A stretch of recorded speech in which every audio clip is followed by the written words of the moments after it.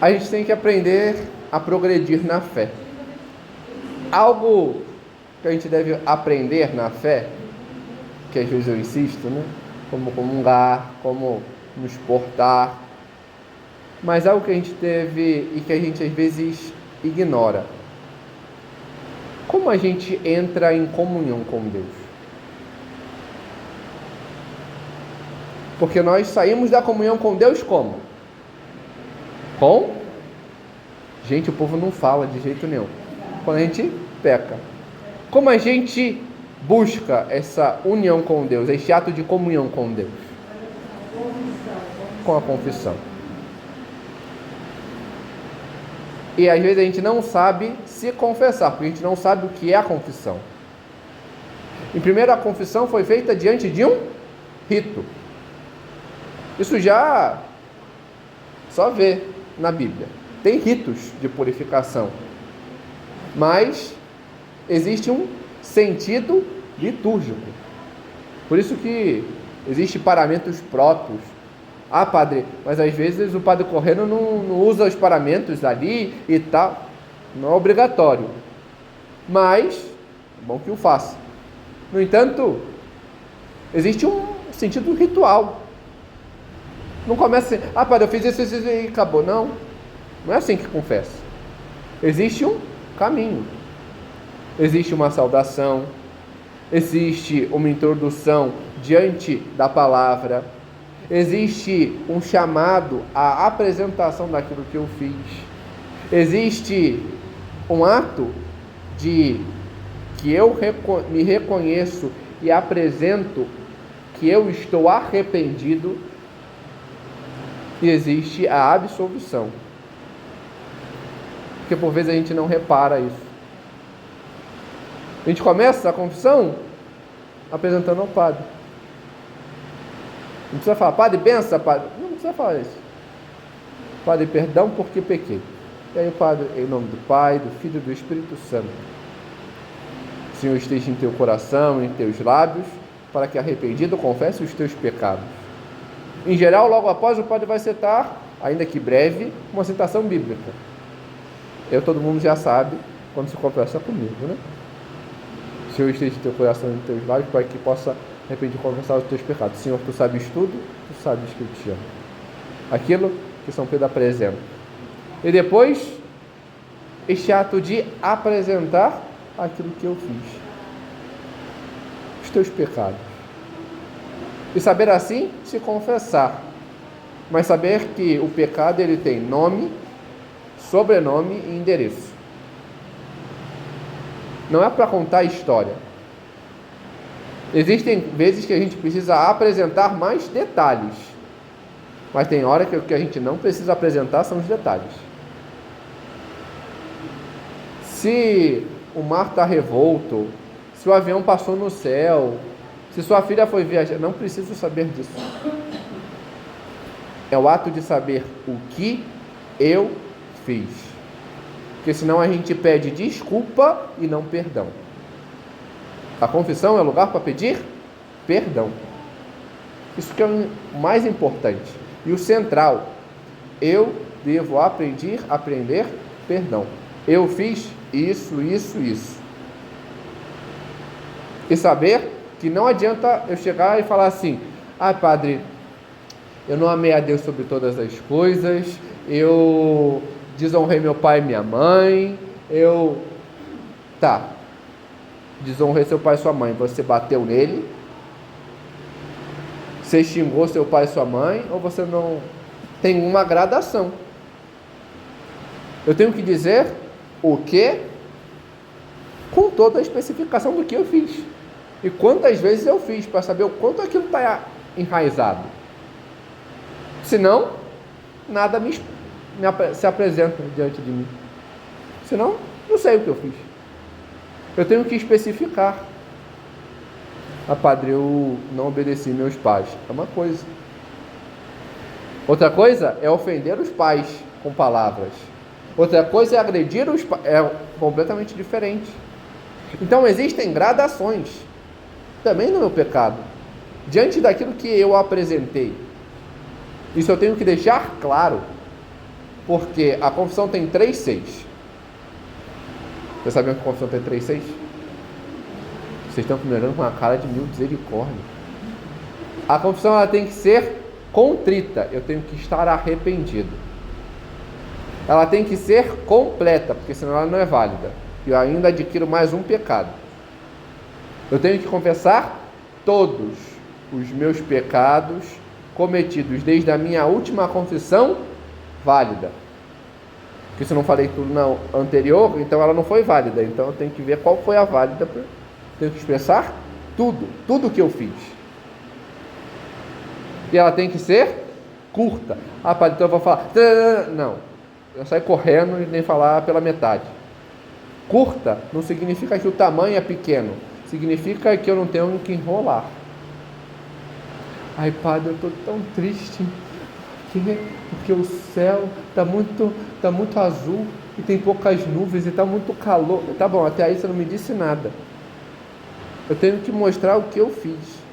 Isso que é curto. Padre, eu pequei contra o primeiro mandamento porque eu não busquei conhecer a Deus como deveria. Eu pequei contra o 4º mandamento porque eu não obedeci os meus pais umas 3 vezes diante daquilo que eles me disseram. Porque eu fiz isso tantas vezes por causa da... Ok. Assim você confessa. E mostra aquilo que você fez. Depois, o seu ato de contrição. Este ato de expressão de que você está arrependido.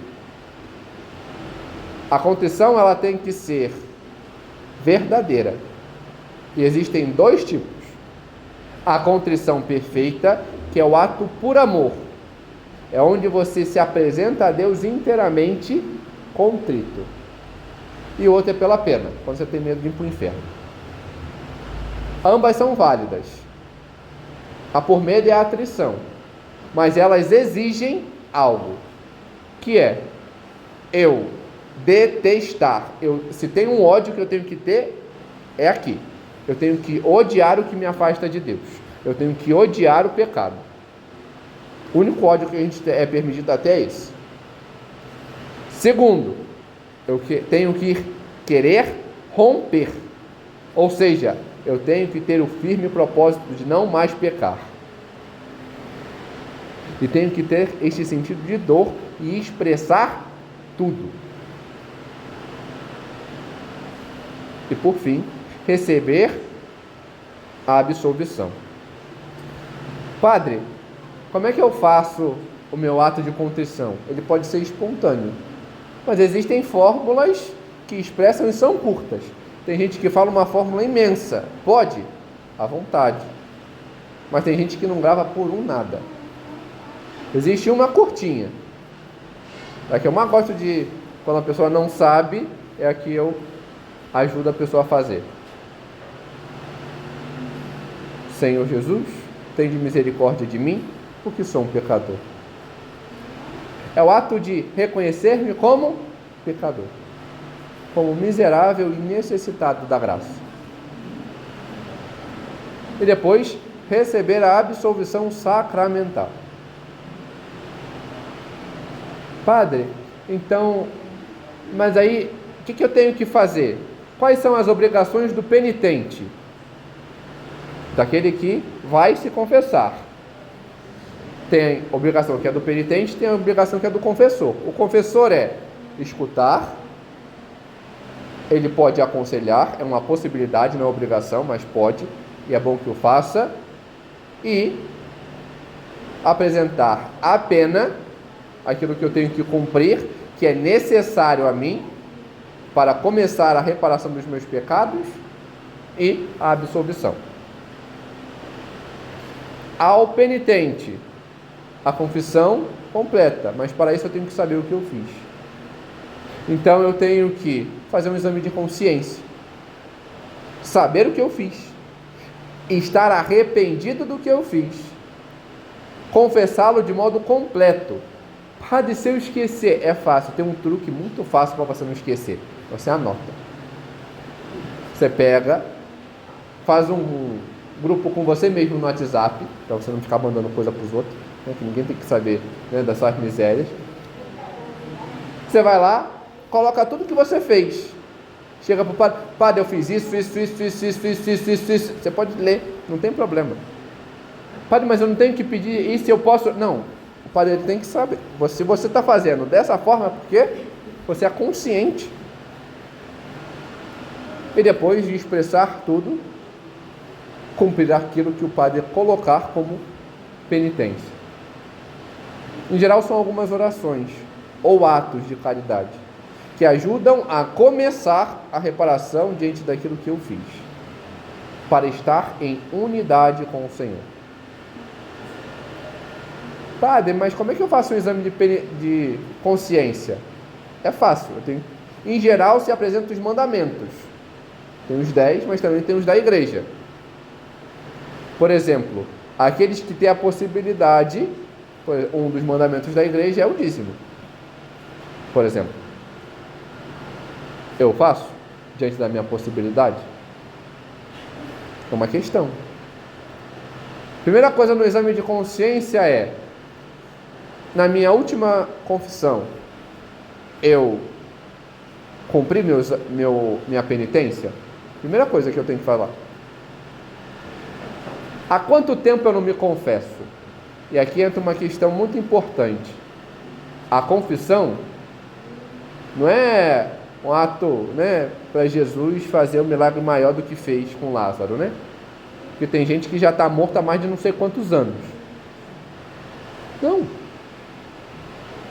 A pessoa se confessa uma vez no ano, que é o mínimo, do mínimo, quando não tem padre para atender. Agora, se eu tenho a possibilidade, escutar aquilo que os santos ensinam. Os santos colocam um tempo máximo do máximo, isso eu já forçando a leitura deles, para 1 mês. Em geral, todo mundo coloca pelo menos 15 dias ou menos. Por quê? É só a gente pensar. O que vocês comeram há 1 mês e 1 dia atrás? Quanto mais o que vocês fizeram contra Deus, Então, vocês vão esperar passar 6 meses? Não, Mais breve. Eu cometi um pecado mortal, tenho consciência, eu vou direto para a confissão. Não fico guardando em tudo, me afastando de Deus. Depois, todo pecado é contra o primeiro mandamento. Porque se eu peco, eu não amo a Deus sobre todas as coisas. Ah, padre, mas eu amo tanto ao Senhor. Na verdade, não. Você busca conhecê-lo? Não, padre, eu fiz catequese, aí eu fiz por completo, fiz todos os encontros. Faz quantos séculos? E você vai ficar só com isso? É uma relação com Deus. Você tem que buscar conhecê-lo constantemente. Você busca? Você busca ter intimidade com Ele? Como é que está a sua vida de oração? Se eu não estou buscando, bom, então alguma coisa você não ama a Deus, Depois, como é que você trata a Deus? Não tomar o santo nome de Deus em vão é tomar o nome de Deus ou daquilo que é de Deus de modo vexatório, com brincadeiras que agridem. Se eu não sei tratar o Senhor. Terceiro, e agora eu entro num fato importante. A gente tem os mandamentos, todo mundo é enunciado, Primeiro mandamento, qual é? Amar a Deus sobre todas as coisas. Segundo mandamento, não tomar seu santo nome em vão. Terceiro mandamento, guardar domingos e festas. Quarto mandamento, honrar pai e mãe. Quinto mandamento, não matar. Exatamente, Os mandamentos são enumerados não porque fica bonitinho assim, fácil de gravar. Não. Estão em ordem de importância. O 10º mandamento, ir contra ele é grave, mas é mais grave contra o 9º. O 9º, É mais grave eu ir contra o 8º que contra o 9º. Mais grave contra o 6º do que contra o 7º. Muito mais grave que contra o 3º do que contra os demais. Então, eu dou valor a Deus? Eu conheço a Deus para saber quais são as datas de preceito? Eu busco estar com o Senhor? É importante ter este ato de unidade. 4º mandamento, que deixa a dúvida em todo mundo.